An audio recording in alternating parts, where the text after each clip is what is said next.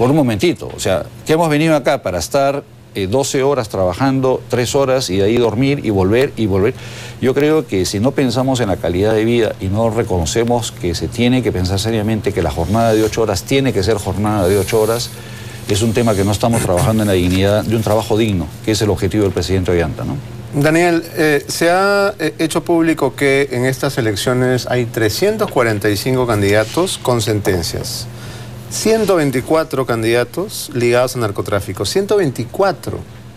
Y encima, por lo menos 3 congresistas de la República están envueltos en el escándalo de Orellana. Pedro Espadaro, Heriberto Benítez y Ángel Neira. Para no hablar de asesores de Julio Rosas, asesores de Velázquez Quezquén y del mismísimo fiscal Peláez.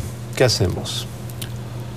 Bueno, yo creo que seguir en la línea de lo que se ha logrado hacer después de muchísimos años, fuera de, digamos, el trabajo serio que se hizo durante el gobierno de Paniagua, creo que podemos decir con orgullo que el presidente Ollanta ha dado las condiciones para que el Ministerio Público del Poder Judicial y la Contraloría General de la República puedan cumplir mejor, mucho mejor, la lucha contra la corrupción. O sea, yo creo que esto es parte, es una pata que le faltaba a la mesa, ¿no? Cuando tú ves las realidades, por ejemplo, de países democráticos, con democracias constituidas, el procurador general, que significa el fiscal de la nación, tiene tanto poder casi como el presidente de la República.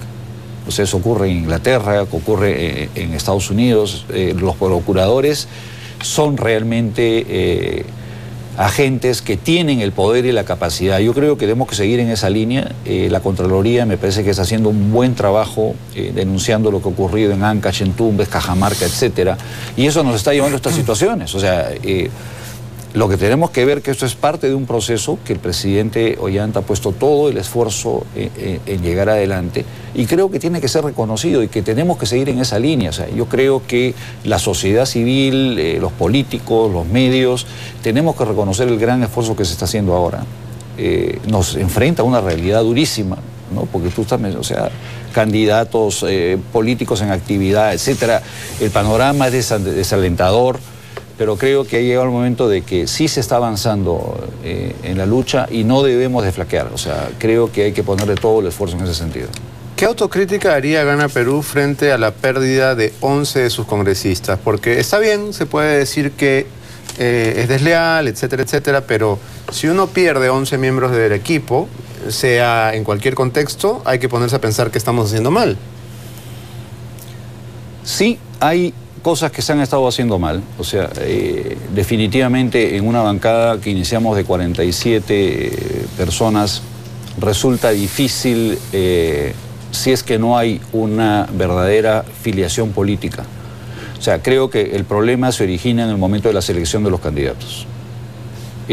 Nosotros trabajamos arduamente en buscar consensos con distintas fuerzas políticas. O sea, para nosotros, y esto lo digo, nunca lo he dicho en público, nosotros buscamos previamente y durante la campaña tener los elementos para una gobernabilidad sólida. O sea, tuvimos reuniones con muchísimos movimientos políticos, con muchísimos gremios, y ahí comenzaron a salir candidatos que no eran necesariamente candidatos formados en el partido, gente leal al partido, gente que se debía al partido. Sino, por ejemplo, mineros ilegales. Mineros ilegales, bueno, nosotros, el caso de movimientos, Romero, por ejemplo, de ¿no? Amado Romero, el movimiento, por ejemplo, Claudia Coari no es de las filas del Partido Nacionalista, Dagmer no era del Partido Nacionalista, Rosa Mavila no era del Partido Nacionalista, Jaime Delgado no era del Partido Nacionalista. Entonces, la crítica directa es que lamentablemente la clase política no entiende que si en un momento decís yo voy contigo, se olvidan de las lealtades y comienzan a pensar en las situaciones personales. Por más que tú no hayas sido miembro del partido, si el partido te abrió las puertas, creo que hay un mínimo de lealtad a la política que uno debiera de cumplir. Cosa que estamos viendo que fue un error nuestro, ¿no? O sea, creo que en el futuro el partido tiene que trabajar más con sus cuadros políticos y esa es una labor pendiente a la cual me pienso dedicar. Ahora, también otra declaración reciente tuya en el plano internacional ha generado titulares y en este caso creo que justificados. Dijiste que al embajador de Israel había que botarlo a patadas, porque el Perú no debe aguantar malcriadeces de ningún tipejo. Mira, Beto, esto lo reitero, y se tratase de embajadores de países muy amigos, se trate de Ecuador, se trate de Venezuela, de Cuba, Colombia, cualquier embajador que le falte el respeto al Perú, desde mi personal punto de vista, tiene que ser expulsado a patadas. O sea, el Perú no puede permitir que un tipejo le falte el respeto como lo hizo ese señor embajador. Al decir que habíamos premiado a Hamás. Al terrorismo, no olvídate jamás. O sea, que el Perú favorece el terrorismo. O sea, ¿qué cosa es esto? O sea, el Perú, indignado por las masacres, el genocidio, toma una posición que además es una posición light. O sea, llamo al consulta del embajador, no es que estoy ni siquiera y sale retirándolo, con ¿no? No, lo está llamando en consulta. Entonces, estas ligerezas que han tenido la política internacional de Israel, llamaron enano político, enano diplomático a Brasil. Entonces, eso es lo que está generando, por ejemplo, que en Europa ya está sintiéndose fuertemente el boicot que la propia población está estableciendo a los productos que tienen origen en Israel o que son empresas que subsidian y financian las masacres que genera Israel. O sea, es que hay empresas como Nestlé, por ejemplo, que un porcentaje de sus ventas va para la compra de armamento, que con ese armamento que Nestlé provee son los que están masacrando a la población. Y como Nestlé hay 50 transnacionales que están en esa misma situación.